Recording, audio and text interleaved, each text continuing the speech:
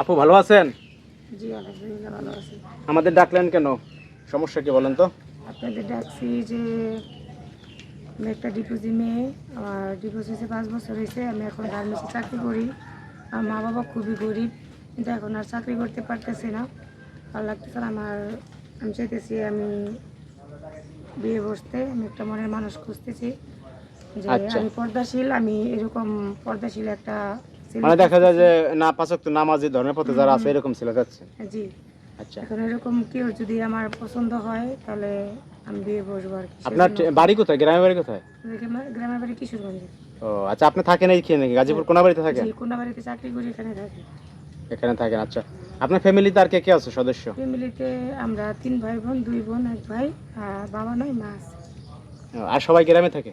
জি, আচ্ছা, তাহলে যদি ঘটকের মাধ্যমে কি পাত্র পাত্র দেখছেন কিংবা গ্রামে আপনার জন্য পাত্র দেখে নাই? ঘটকের মধ্যে দেখা হয় যে গ্রামের মধ্যে ডিপোজি মেয়ে বলতে বুঝেনি তো, ডিপোজি মেয়েদের অনেকই এখন বুঝতে পারছি, তাই আমি ঘটকের মাধ্যমে আপনাদের। দেখা যায় টাকা পয়সা চায়। জি, হ্যাঁ, আবার দেখা যায় যে অনেক সমস্যা থাকে, বিয়ে করতে চায় না, হুম, ডিভোর্স হইলো কেন, বিভিন্ন গ্রামে ঝামেলা, বিভিন্ন কথাবার্তা এরকম বিভিন্ন জানেনি তো, কথাবার্তা বলে।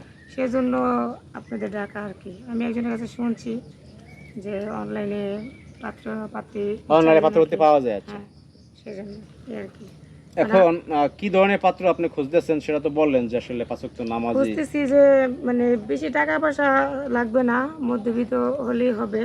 শুধু একটা ভালো মনের মানুষ চাই, যে আমাকে 3 বেলা ভরণ পোষণ দিয়ে একটু সুখে রাখবে। হ্যাঁ, বাস যেহেতু এতটুকুই। আপনার একবার ডিভোর্স হয়েছে তো সেক্ষেত্রে জি, আপনি যদি আবারও ডিভোর্স হয় তাহলে তো সেটাই। জীবন ডিভোর্সের উপর দিয়ে যাবে, তাই হুম, না? হুম, এখন চাইতেছেন যে এটা ভালো মন মানসিকতা, যে হুম, বুঝবে কি, জি, হ্যাঁ, যে আপনার বড় পোষণ দিয়ে রাখতে পারবে। জি, এখন দেখা যায় কি, শুনেন, আমাদের যে ভিডিওগুলো এগুলো সারা বাংলাদেশের লোক দেখে, বাহিরের লোক দেখে, অনেক প্রবাসী বাইরেও অনেক সময় কমেন্টস করে বা বিয়ে করতে চায়। হুম। প্রবাসীদেরকে বিয়ে করবেন?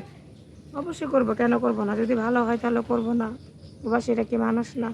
না, অনেকে বিয়ে করতে চায় না কেন, ওই যে দেখা যায় আপনার বিয়ের পরে প্রবাসে চলে যায়, তখন দেখা যায় এটা যে সবই হয়েছে আমার ভাগ্যে। যদি প্রবাসে চলে যায় তাতে কি, চলে যাইলে কি ওরা ফিরে আসবে না? তো তা সারা জীবনের জন্য যাচ্ছে না।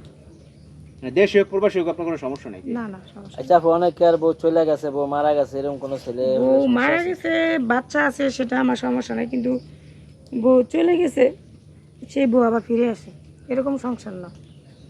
বউ মানে মার বউ চলে গেলে দেখা যায় তার প্রতি টান থাকে স্বামীর, হুম, দেখা যায় ওই সংসারও ওই করে এই সংসারে সংসারও করে। কোনোদিন ই করে হ্যাঁ, না। আমি দেখা এক যায়। সংসারতে এমনিতেই কষ্ট পাই আসছি। হ্যাঁ হ্যাঁ, এখন এখন যদি সেকেন্ড এই অবস্থা হয় তাহলে মানুষের জীবনে কি আছে? আর বারবার তো আর বিয়ে বসতে পারবো না। বউ মারা গেছে, বাচ্চা আছে, এরকম সমস্যা নেই আমার, তাতে কোনো সমস্যা নেই। সন্তান থাকলেও সমস্যা নাই? না না, তো যাই হোক, আমরা এই প্রতিবেদনটা প্রচার করবো না আপু, বুঝছেন? তা এখন যদি কেউ নক দেয়, আপনার নাম্বারটা দিয়ে দেবো নাকি? ঠিক আছে, দিয়ে কেউ দিন। সরাসরি এসে তো দেখা করতে পারবে হ্যাঁ, কি? অবশ্যই পারবেন। গাজীপুর কোনাবাড়ি, এখানে আপনার চাকরি করেন, এখানে আপনার বাসা। জি, কেউ আসলে সরাসরি আইসা আপনার সাথে দেখা করতে পারবে, হ্যাঁ, কথা বলতে হ্যাঁ, পারবে কি? জি, তা আপু, ভালো থাকবেন, আজকে এই পর্যন্তই, কেমন? আচ্ছা, ঠিক আছে।